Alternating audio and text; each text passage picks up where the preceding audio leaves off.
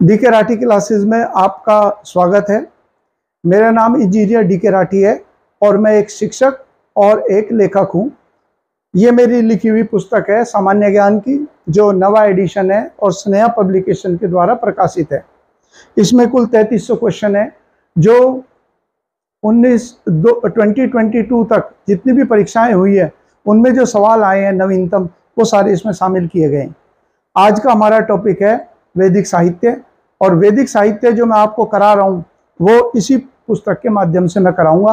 हालांकि विश्लेषण के अंदर हम अतिरिक्त चीजें जोड़ते हुए चलेंगे, लेकिन मूल आधार जो होगा वह हमारा इसी पुस्तक से होगा। सबसे पहले तो जो वैदिक साहित्य है, वैदिक साहित्य को दो हिस्सों में वर्गीकृत किया जाता है। एक तो कहलाता है श्रुति साहित्य और दूसरा है वो कहलाता है स्मृति।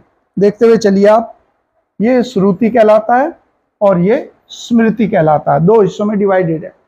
उससे पहले हम कुछ चीजें और करते हैं जो घटनाक्रम के अंदर इंपॉर्टेंट रहती है। देखिए, जो वेद शब्द है ये विद धातु से बना है, जिसका अर्थ है जानना। वेद का जो शाब्दिक अर्थ हो गया वह हो गया पवित्र ज्ञान। तो ये धातु जो है विद धातु, इससे इसका निर्माण हुआ, जिसका अर्थ और वेद का जो शाब्दिक अर्थ है वह हमने क्या पढ़ा, वेद का जो शाब्दिक अर्थ है वह हो गया पवित्र ज्ञान। या अगर केवल ज्ञान दे तो भी हमारा उत्तर जो है वो सत्य होगा। अब इसके अंदर हमने दो हिस्से वर्गीकरण मैंने आपको बताए, इसको हम दो हिस्सों में वर्गीकृत करते हैं। एक तो कहलाता है श्रुति साहित्य और एक कहलाता है स्मृति। इसका अर्थ क्या हो गया? श्रुति जो है इसका अर्थ हो गया श्रव्य, यानी कि जो सुना गया हो, और इसको माना जाता है अपरुषीय। अपरुषीय यानी कि इसकी रचना जो है किसी व्यक्ति ने नहीं या मानव ने नहीं करी है, वरन इसको ऋषियों ने संकलित करा है और देवताओं के द्वारा इसको बताया गया है। ये इसका अर्थ हो गया वैदिक साहित्य का। तो इसके अंतर्गत जो श्रुति साहित्य है, इस श्रुति साहित्य के अंतर्गत दो वर्गीकरण है। वो वर्गीकरण जो हम कहते हैं वह क्या कहलाता है? श्रुति के अंतर्गत एक तो हो गया मंत्र, और जो मंत्र लिखे गए हैं वो लिखे गए हैं संहिताओं में, जैसे वैदिक संहिता है, ऋग्वैदिक संहिता, उनके अंदर। उसके बाद दूसरा हिस्सा जो आता है वो आता है ब्राह्मण,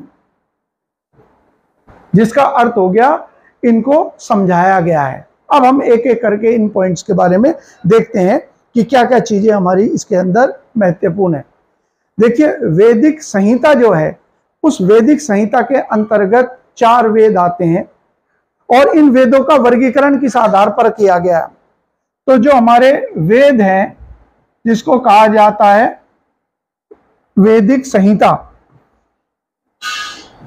ये जो वैदिक संहिता है, ये वैदिक संहिता जो है इसके अंदर लिखे गए हैं मंत्र, और वैदिक संहिता के अंतर्गत 4 वेद आते हैं। इन वेदों का वर्गीकरण किस आधार पर किया गया? इन वेदों का वर्गीकरण किया गया है कि इन वेदों के अंदर अनुष्ठानों का जिक्र किया गया है, यज्ञों का जिक्र किया गया है। तो इन अनुष्ठान या यज्ञों को आयोजित कराने वाले जो विद्वान थे, जिनको ऋत्विक कहते हैं, यज्ञ आयोजित कराने वाले, उनके आधार पर वर्गीकरण है। जैसे ये 4 हैं, ये जो ऋत्विक हैं, एक तो हो गया होता। होता जो है ये कौन है?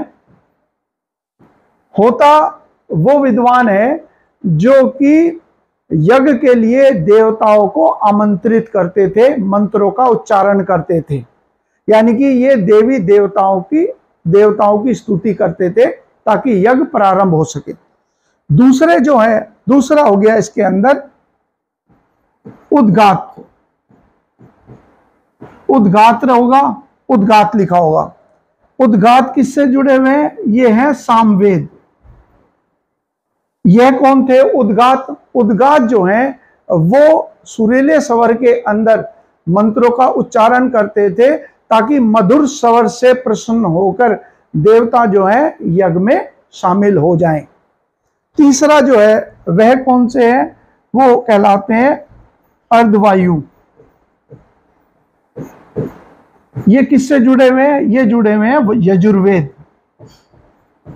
यह कौन थे, यज्ञों का संपादन करने वाले जो विद्वान थे उनको अर्धवायु कहा जाता था।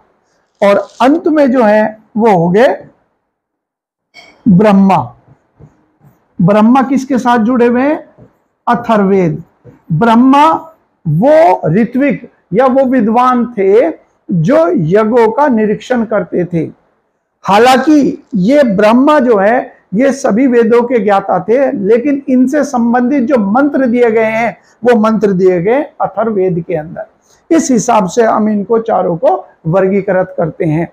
इसके अलावा जो दूसरा पॉइंट है हमारे लिए इंपॉर्टेंट याद रखने वाला, वो क्या है, वो ये है कि जब हम श्रुति साहित्य की हम बात कर रहे हैं तो श्रुति साहित्य में क्या वैदिक संहिता ही शामिल होती है या अन्य अन्य आधार भी है, यानी कि अन्य साहित्य भी है।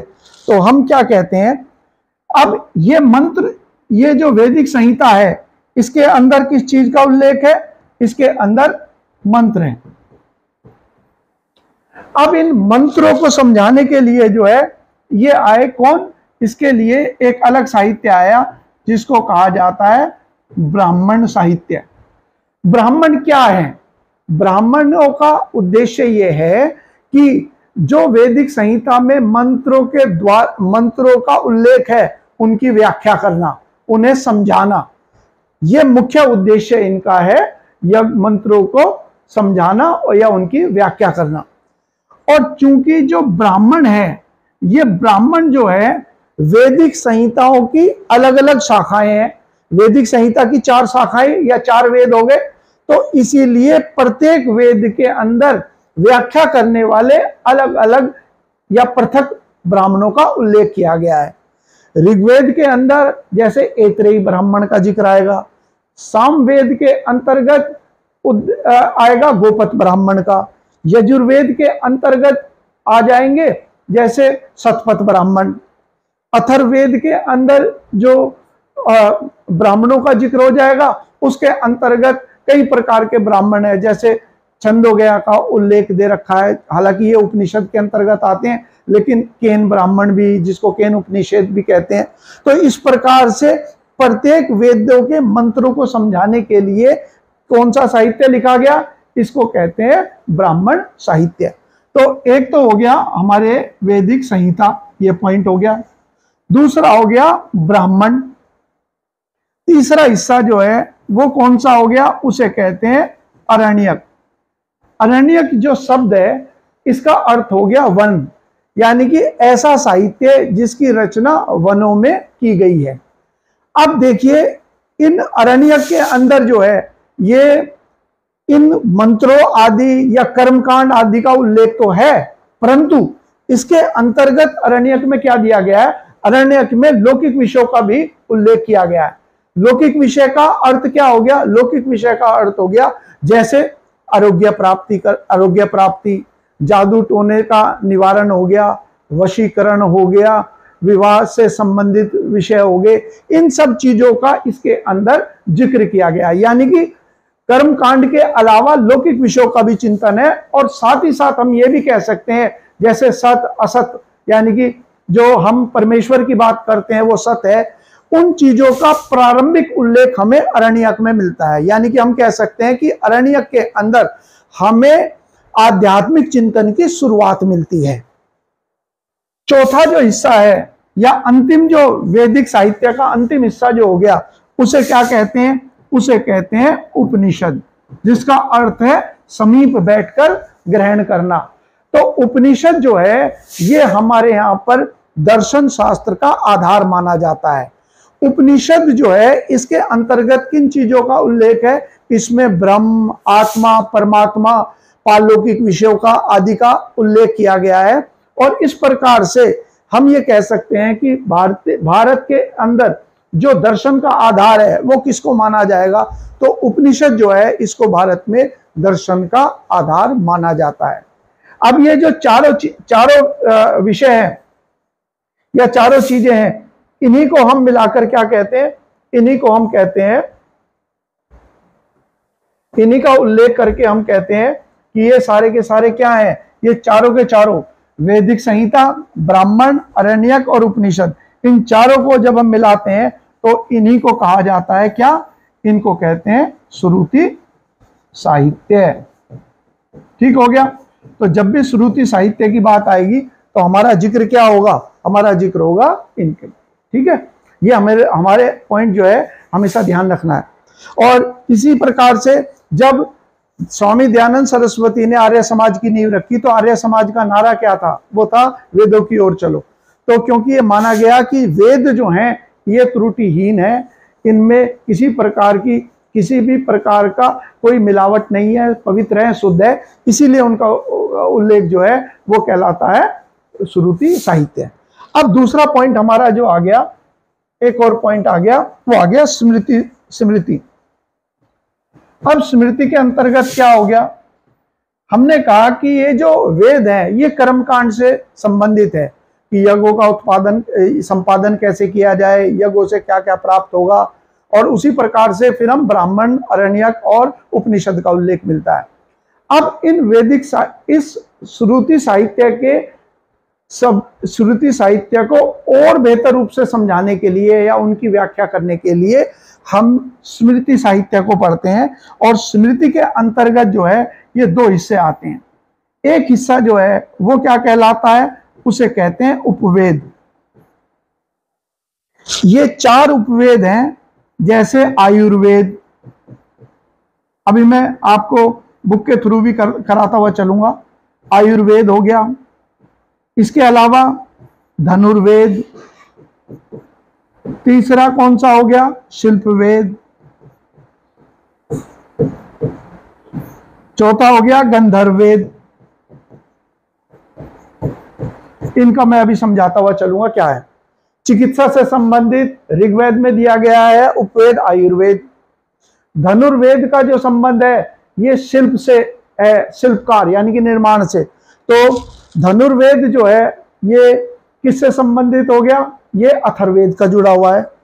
इसके बाद धनुर्वेद जो है ये जुड़ा हुआ है, ये किससे संबंधित है, ये संबंधित है युद्ध कला से। तो धनु का मतलब धनुष आ गया, तो इसका अर्थ हो गया ये यजुर्वेद से जुड़ा हुआ। शिल्पवेद मतलब निर्माण है, शिल्पकार को जैसे हम कहते हैं, तो इसका संबंध जो है वो सामवेद से है। फिर आ गया गंधर्ववेद, गंधर्व कलाओं के अंदर नृत्य या गाना, इस तरीके की जो कुशलता होती है उसको गंधर्व कहते हैं, तो ये सामवेद से संबंधित होगी। इस प्रकार से शिल्पवेद अथर्ववेद से, गंधर्ववेद से संबंधित हो गया सामवेद, धनुर्वेद से जो संबंधित है यजुर्वेद, और आयुर्वेद से संबंधित हो गया कौन सा, आयुर्वेद से ऋग्वेद। फिर हिस्सा आता है जिसे कहते हैं वेदांग। वेदांग के अंतर्गत जो है ये 6 हिस्से आते हैं। जैसे इसके अंदर शिक्षा है, तो शिक्षा का अर्थ क्या हो गया कि उच्चारण के वर्णन किया गया है कि शब्दों का उच्चारण कैसे किया जाए, क्योंकि सारे जुड़े हुए किससे हैं, यज्ञ के दौरान जो कर्म कांड होते हैं उससे जुड़े हुए हैं। तो जो उच्चारण है वह हमारा किससे पता चलता है, उच्चारण का उल्लेख हमें मिलता है शिक्षा से। दूसरा हो गया कल्प। कल्प जो है ये कर्म कांड से संबंधित है, और इसी के अंतर्गत, कल्प के अंतर्गत आ जाता है सूत्र साहित्य, जिनका जिक्र हम 600 ईसा पूर्व का जब पॉइंट पढ़ेंगे तो उसके अंदर आएंगे। और ये कितने सूत्र हैं, 4 सूत्र हैं, स्रोत सूत्र, गृह सूत्र, धर्म सूत्र और शुल्ब सूत्र, उनका जिक्र हम पढ़ेंगे। शिक्षा कल्प। तीसरा आ गया व्याकरण। व्याकरण का मतलब क्या हो गया, शब्दों की उत्पत्ति। शब्दों की उत्पत्ति कैसे हुई उसके संबंधित हो गया। चौथा क्या हो गया, व्याकरण, यानी कि शब्दों की व्याख्या। शिक्षा कल्प व्याकरण निरुक्त। अगला जो पॉइंट है ये हमारा होगा निरुक्त। तो निरुक्त का मतलब क्या हो गया, शब्दों की व्याख्या। निरुक्त का मतलब शब्दों की व्याख्या।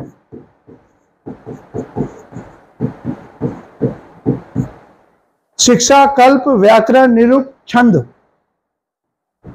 छंद का मतलब क्या हो गया? शब्दों को जोड़कर उनका जो अर्थ बनता है, जैसे हिंदी में छंद कहते हैं, वह अर्थ हो गया छंद। और छठा कौन सा हो गया? छठा हो गया ज्योतिष, यानी कि काल का निर्धारण। यज्ञ कब किया जाना है, क्या समय काल होगा, तो इसे कहते हैं ज्योतिष।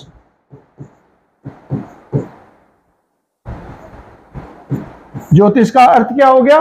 यज्ञ काल निर्धारण।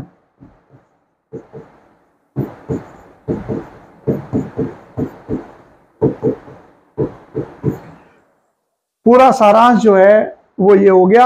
अब हम एक एक करके चैप्टर को पढ़ते हैं, ताकि जिन जिन बच्चों के पास में ये किताब मेरी लिखी हुई किताब है, उन्हें बड़ी आसानी से, कोई नोट्स बनाने की जरूरत नहीं है, वो आसानी से उसके अंदर पढ़ते हुए चलेंगे। और जिन बच्चों के पास बुक्स अभी नहीं है, वह क्या करें, वह इसमें वीडियो को रोककर नोट्स बना सकते हैं। तो यहाँ पर हो गया श्रुति साहित्य। श्रुति साहित्य के अंतर्गत क्या पॉइंट आ गए हमारे पास? श्रुति साहित्य में आगे 4 तो वैदिक संहिता होगी, जिनका मैंने जिक्र करा। और इसके अलावा क्या आ गया श्रुति में? पहले तो ये वेद हो गए, दूसरा क्या आ गया? दूसरा आ गया ब्राह्मण।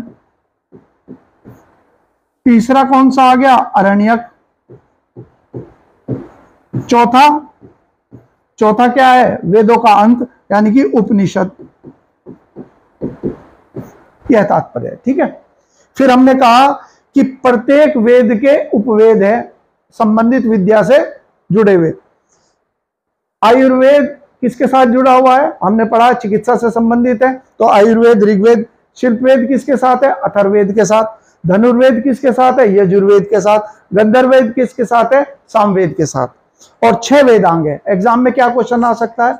वेदांगों के अर्थ क्या होते हैं? ये तो अभी तक सवाल नहीं पूछा जाता।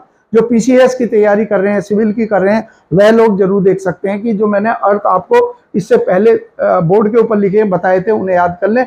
बाकी जो जनरल कंपटीशन दे रहे हैं वो ध्यान रखें, वेदांग कितने हैं और निम्न में से कौन कौन से वेदांगों के हिस्से कहलाते हैं। आप लोगों को केवल नाम भर याद करने से मेरे हिसाब से काम चल जाना चाहिए। अब इनके बारे में कुछ बता देते हैं, क्या क्या पॉइंट्स हैं। जैसे वेद है, वेद में क्या है? वेद के अंदर किस चीज का उल्लेख किया गया? वेद के अंदर जो है इसमें श्लोक या मंत्र लिखे गए हैं। वेद किस में रचित है? वेद जो है पद्य में रचित है। यह भी इंपॉर्टेंट क्वेश्चन है एग्जाम के लिए, यानी कि एक लय के अंदर लिखे गए। पद को कहते हैं वर्ष इंग्लिश के अंदर, उसमें लिखे हैं। अपवाद क्या है? अपवाद है यजुर्वेद।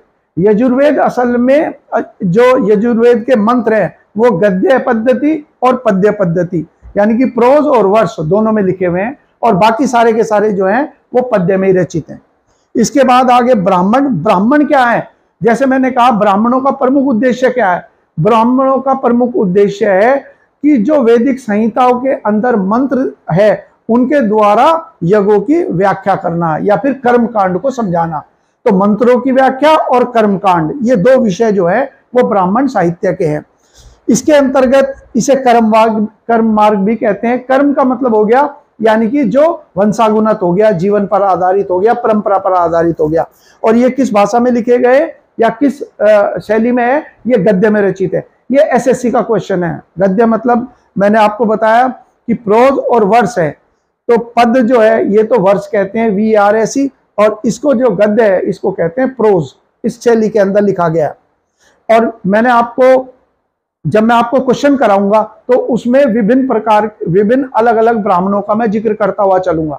हालांकि आज भी मैं क्लास के अंदर प्रयास करूंगा कि जितने महत्वपूर्ण ब्राह्मण है वो आपको मैं बताता हुआ चलूं। अरण्यक। अरण्यक क्या है? जैसे हमने कहा कि अरण्यक के बारे में सीटेट के एग्जाम में क्वेश्चन आया कि वन पुस्तक किसे कहते हैं, तो अरण्यक का मतलब है जिनकी रचना वनों में की गई हो, ये अरण्यक। इनमें भी यज्ञ और कर्म कांड का उल्लेख तो है, लेकिन इसके अलावा इसके अंदर लौकिक विषयों का जिक्र है। लौकिक विषय क्या हो गए? जो जन साधारण के अंदर जो विषय थे, जो उन्हें प्रभावित करते थे, उन चीजों का इसके अंदर जिक्र किया गया। जैसे आरोग्य प्राप्ति, यानी कि रोग निवारण हो सके, जादू टोने से छुटकारा पाना है, वशीकरण हो गया, और अन्य ऐसी चीजें जिससे जनजीवन जुड़ा हुआ है उनका उल्लेख है। इसीलिए और इनकी रचना जो है उनकी भी किस शैली में करी गई है ये आप लोग लिख लेंगे। जैसे ब्राह्मण गद्य में है तो ये भी किस में रचित है, ये गद्य में रचित है। ये आप लोग इसमें जो आपके पास बुक है उसमें लिख लेंगे, गद्य शैली में रचित है। अगला आ गया उपनिषद। उपनिषद को क्या कहते हैं? जैसे मैंने कहा उपनिषद जो है इन्हें कहा जाता है वेदांत, क्योंकि ये क्या है, ये उपनिषद जो है वो श्रुति साहित्य का अंतिम भाग है, इसीलिए इसे वेदांत कहा जाता है।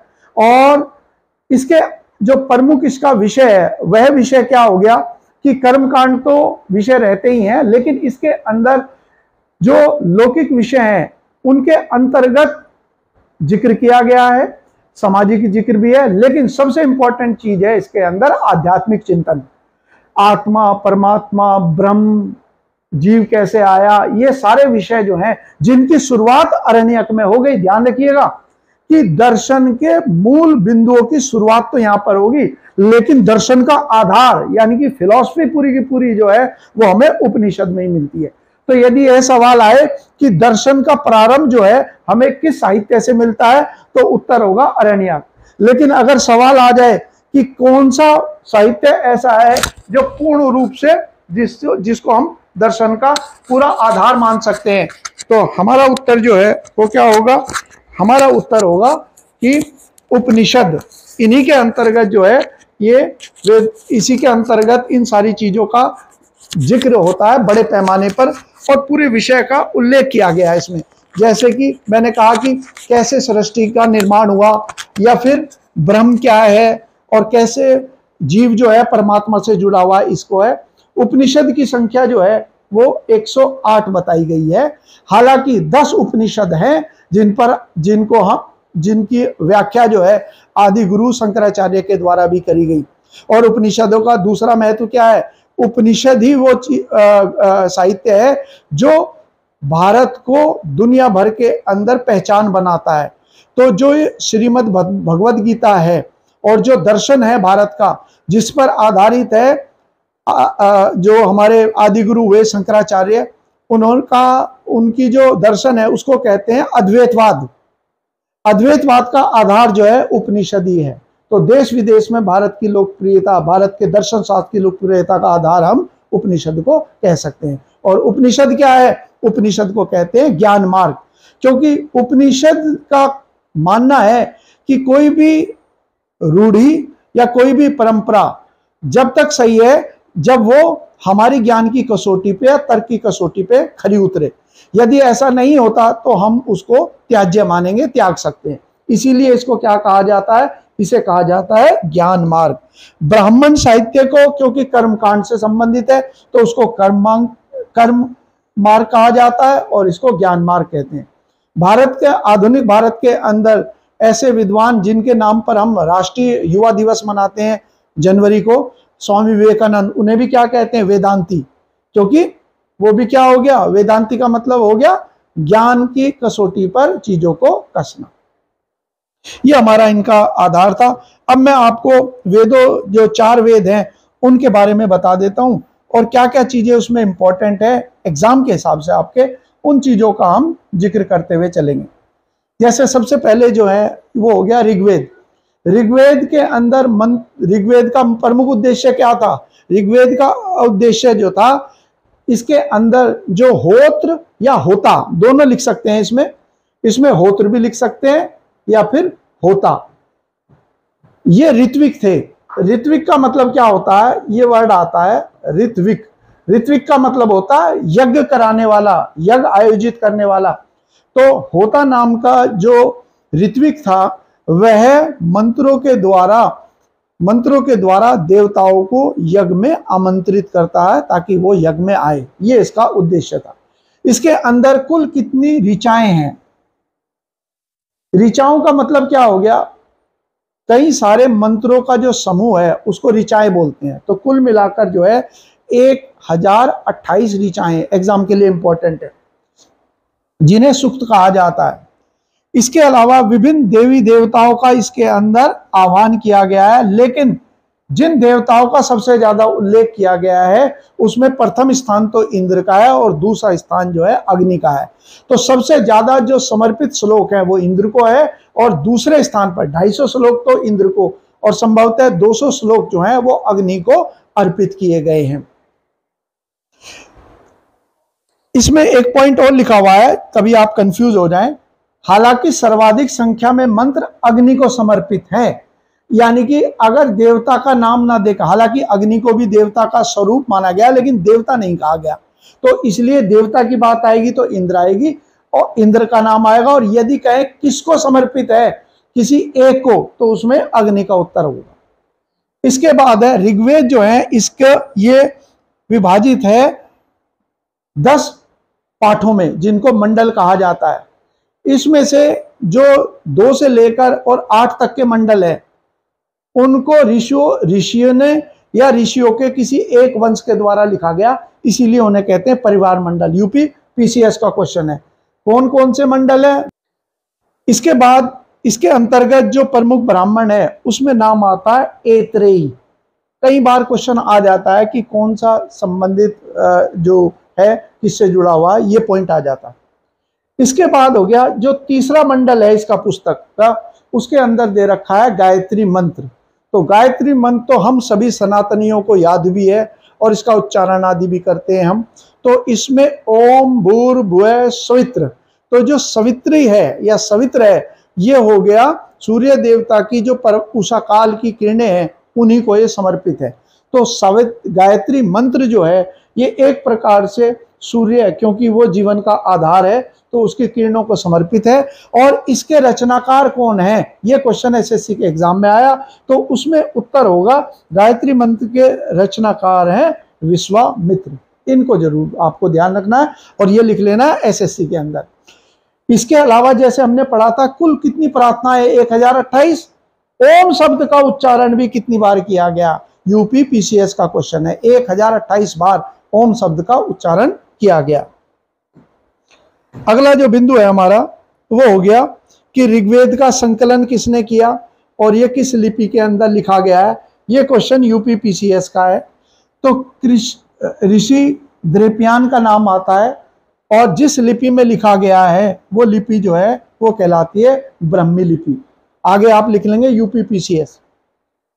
अब इसमें एक पॉइंट और आता है कि इस पुस्तक में और ईरान या फारस में लिखी गई जैन अवेस्ता नामक पुस्तक में समानताएं प्राप्त होती हैं। असल में कुछ विद्वान ये मानते हैं कि आर्य जो है ईरान से आए, उसके पीछे उनका ये मत है कि जो ईरान में एक पुस्तक है जैन अवेस्ता, उसके अंदर जो प्रार्थनाएं और ऋचाएं लिखी गई हैं वैसी ही समानताएं हमें ऋग्वेद में भी प्राप्त होते हैं। इसीलिए ऋग्वेद को जैन अवेस्ता से तुलना की जाती है या समानता मानी जाती है। यह क्वेश्चन इसी रूप में आएगा। और साथ ही साथ ये मैंने इसमें समझा दिया है कि जैन अवेस्ता का अर्थ क्या है, तो इस पुस्तक में क्या चीज लिखा गया है। असल में जैन अवेस्ता आधार बना किसका, पारसी का। जो पारसी समुदाय है, जो भारत में 6 अल्पसंख्यक समुदाय है, उनमें से एक अल्पसंख्यक क्या है, पारसी कहलाते हैं। तो यहाँ पर जो है उसमें एक ईरानी पैगंबर है जिसका नाम जरूस्ता है, उसी का संकलन जो है या उनके जो उपदेश हैं उन्हीं का संकलन जैन अवेस्ता कहलाता है। इसके अंदर केवल इतना है। हमारा ये इतना इंपॉर्टेंट नहीं, ये तो समझने भर के लिए है आपके लिए।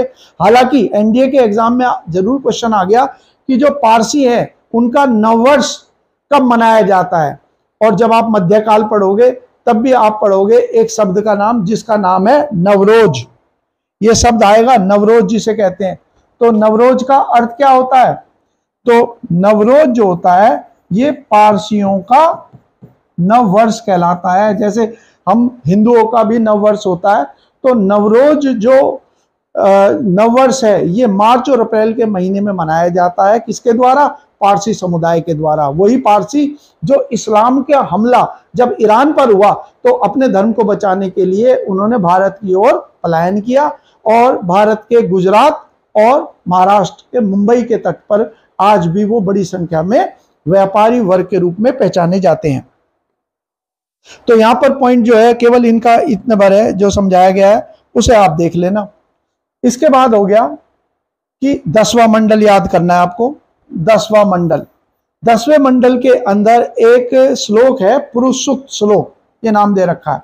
इसके अंदर हम कह सकते हैं कि प्राचीनतम साक्ष्य किस चीज के, हमारी वर्ण व्यवस्था के। वर्ण व्यवस्था का मतलब हो गया कि जो ब्रह्म है उनके सिर से तो किन की उत्पत्ति हुई, ब्राह्मणों की।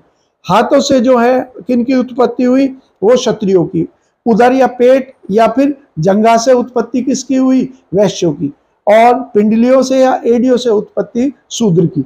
इसके अंदर हम कह सकते हैं, इसके अंदर हमें सबसे पहले जाति प्रथा का या वर्ण व्यवस्था का उल्लेख प्राप्त होता है। इसके अलावा यह क्वेश्चन यूपीपीसीएस का है कि 10वें मंडल के अंदर एक सूक्त है जिसको कहते हैं सूर्य सूक्त। इसमें विवाह समारोह पर प्रकाश डाला गया। यह क्वेश्चन आया था कि विवाह समारोह से संबंधित जो सूक्त है वो कौन से वेद में है, ऋग्वेद के अंदर। इसी मंडल के अंदर एक और जिक्र है हिरण्यगर्भ सूक्त, ये भी मैं समझा देता हूं।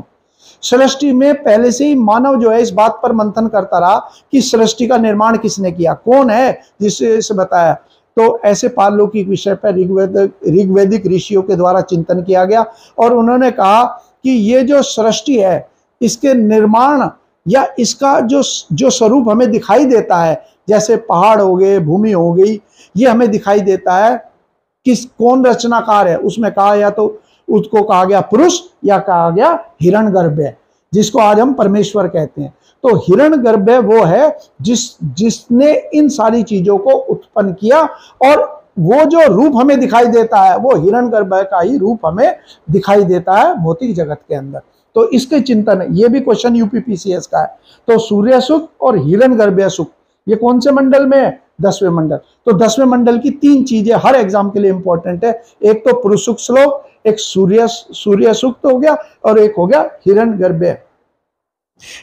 तो यदि ये सवाल है कि पारलौकिक विषय के ऊपर चिंतन, सृष्टि की उत्पत्ति का उल्लेख सर्वप्रथम कहाँ मिलता है, तो यहां पर हम जिक्र करेंगे ऋग्वेद का। हालांकि दर्शन के मामले में हम किसकी बात करेंगे, उपनिषद या वेदांतों की, कि दर्शन की शुरुआत किसमें हुई या परमात्मा और ब्रह्म का जिक्र कहाँ हुआ, वो उसके लिए वो पढ़ेंगे। ऋग्वेद के अंदर जैसे आप जानते हो वैदिक काल जो शुरुआत हुई उसमें प्रारंभ में जो आर्य थे उनका निवास स्थान जो है सब सिंधु था, यानी कि सिंधु नदी, उसमें गिरने वाली 5 नदी हो गई 6 और एक हो गई सरस्वती। इन नदियों का जो क्षेत्र था उसी में इनका वास था, इसीलिए इन्होंने सबसे ज्यादा जो वर्णन किया है। ऋग्वेद के अंदर 25 नदियों का उल्लेख मिलता है हमें और उनमें सबसे ज्यादा बार जो उल्लेख है वो सिंधु नदी का प्राप्त होता है। हालांकि सबसे पवित्र और सबसे पूजनीय नदी या नदियों की देवी या नदियों की माता जो कहा गया वो सरस्वती नदी को कहा गया। और क्योंकि प्रारंभ में आर्यों का जो प्रभाव था वो सब सिंधु क्षेत्र में था, इसीलिए पूर्व की ओर चलने पर जो नदियां हैं जैसे यमुना जी है या गंगा जी है, उनका उल्लेख जो है, गंगा जी का उल्लेख हमें केवल एक बार प्राप्त होता है। और क्योंकि जब पश्चिम से आएंगे तो पहले नदी कौन सी पड़ेगी, यमुना जी, तो यमुना जी का 3 बार जिक्र किया गया। और इधर चलने पर फिर कौन सी नदी है, गंगा जी, तो गंगा जी का केवल 1 बार जिक्र हुआ। गोत्र शब्द का उल्लेख हमें कहां पर मिलता है, यहां पर मिलता है। हालांकि गोत्र व्यवस्था स्थापित कब हुई, गोत्र व्यवस्था उत्तर वैदिक काल की समाप्ति पर ही स्थापित हो पाई, लेकिन शब्द के उल्लेख की बात आएगी तो हम उत्तर जो है ऋग्वेद का देंगे। ध्यान रखना है ये भी पॉइंट, सारे पॉइंट जितने भी मैंने दिए हैं एग्जामों में किसी ना किसी रूप के अंदर ये अवश्य पूछे गए हैं, इनको जरूर याद करिए। इसके बाद आ गया सामवेद। सामवेद जो है इसको कहा जाता है संगीत का वेद।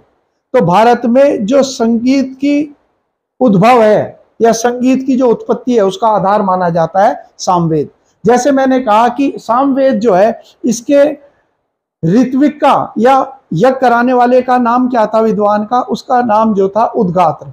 उद्गात जो है वो मधुर स्वर के अंदर सस्वर गान करता था, किनका, देवताओं का, ताकि वो यज्ञ में आ सके। तो मधुर संगीत के द्वारा या मधुर गीत के द्वारा देवताओं को प्रसन्न करना, ये सामवेद का प्रमुख लक्ष्य था। तो इसमें 75 जो श्लोक हैं उनको छोड़कर बाकी सारे के सारे कहां से लिए गए हैं?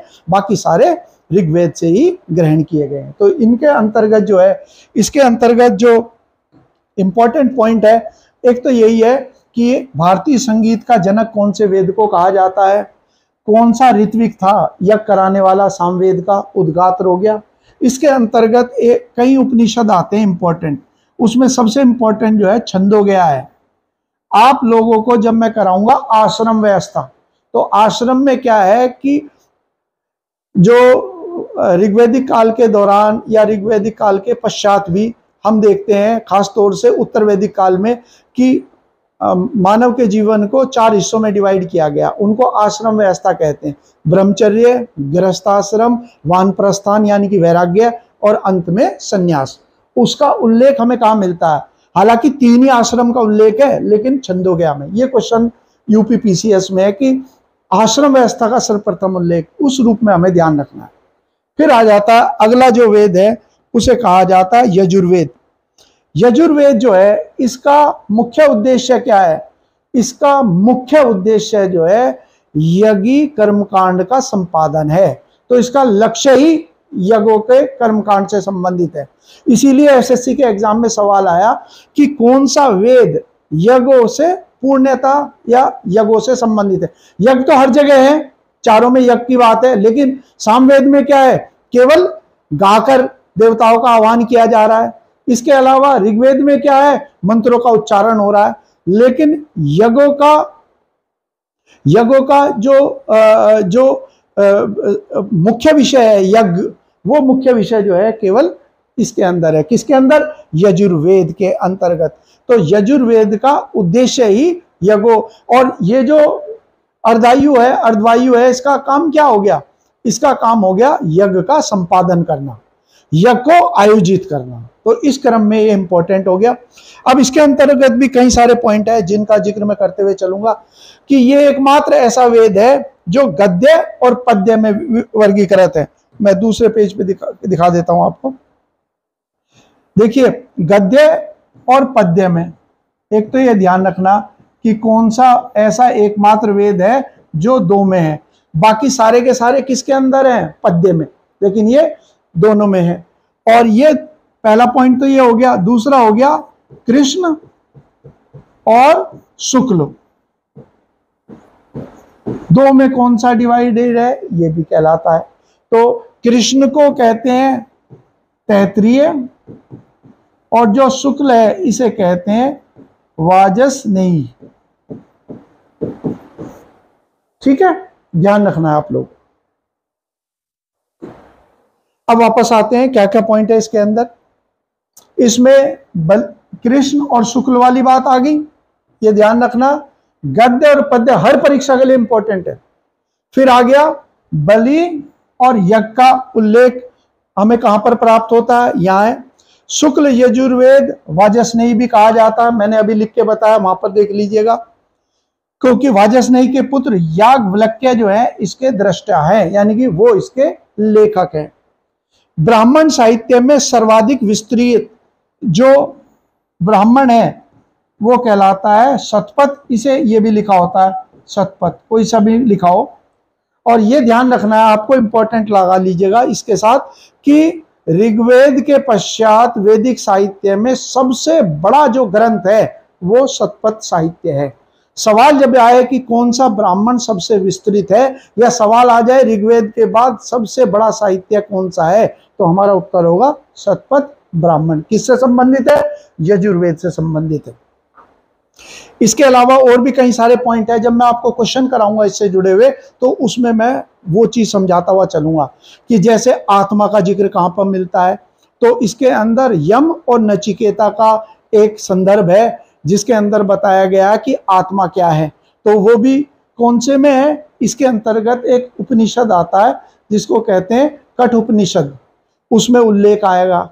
इसका एक और है कि राजा जनक जो है, राजा जनक के दरबार में एक महिला विदुषी गार्गी और याज्ञवल्क्य, इन दोनों के बीच में वाद विवाद हुआ। तो वो कौन सा है? वो बृहदारण्यक उपनिषद है। वो भी एग्जाम के अंदर क्वेश्चन आया हुआ, वो मैं क्वेश्चन की फॉर्म में जब आपको दूंगा क्वेश्चन की फॉर्म में दूंगा तो वहां समझाता हुआ चलूंगा, वहां दोबारा समझेंगे तो याद हो जाएगा। अगला जो पॉइंट हो गया वो हो गया आखिरी कौन सा है, आखिरी कहलाता है हमारा अथर्ववेद। अथर्ववेद के बारे में मैंने क्या बताया था आपको, अथर्ववेद के बारे में बताया कि अथर्ववेद के अंतर्गत जो है क्या हुआ कि पहले 3 वेद जो है जिन्हें त्रयी कहा जाता है उसमें तो यज्ञ कर्मकांड है, लेकिन इसके अंदर क्या है, इसमें सांसारिक विषयों के ऊपर भी चिंतन किया गया है। इसी कारण से इसको वेदों की त्रयी से बाहर रखा गया है। हालांकि इसको ब्रह्मवेद कहा जाता है। क्यों कहते हैं, क्योंकि इसका उच्चारण करने वाला जो है उसको या तो ब्राह्मण कहते हैं या फिर आप लिख सकते हैं ब्रह्मा, ये भी लिख सकते हैं। तो इसका उच्चारण करने वाला ब्रह्मा है, इसीलिए इसको ब्रह्मवेद के नाम से भी जाना जाता है। अथर्ववेद के अंतर्गत क्या है, इसे वन पुस्तक भी कहा जाता है, ठीक है, जो इसका अर्थ हो गया अथर्ववेद के कारण, क्योंकि यह पुस्तक वनों में रहने वाले साधुओं और विद्यार्थियों के लिए लिखी गई थी। इसमें अन्य सारी चीजें होगी जैसे जादू टोना वशीकरण आदि का उल्लेख जो है वो हमें इसके अंदर प्राप्त होता है। वन पुस्तक का सवाल सीटेट के एग्जाम में। अथर्ववेद के उपनिषद अंतर्गत कई सारे उपनिषद हैं, लेकिन सबसे इंपॉर्टेंट है मुंडक उपनिषद। जैसे मैंने पूर्व में बताया कि प्रत्येक वैदिक संहिता का ब्राह्मण अलग है, प्रत्येक का अरण्यक अलग है और प्रत्येक का उपनिषद भी अलग है। तो जैसे अलग अलग हम उपनिषद देखते हैं वैसे ही अथर्ववेद का मुंडक उपनिषद है। इसके अंदर हमारे राष्ट्रीय वाक्य को लिया गया है। क्या नाम है राष्ट्रीय वाक्य का, उसे कहते हैं सत्यमेव जयते, इसका उल्लेख है। इसके अलावा एक ब्राह्मण भी है इसमें, गोपत ब्राह्मण, ये हम आगे फिर मैं कम क्वेश्चन जब कराऊंगा तो उसके अंदर उल्लेख मिलेगा। सबसे इंपॉर्टेंट क्वेश्चन तो मुंडक उपनिषद था।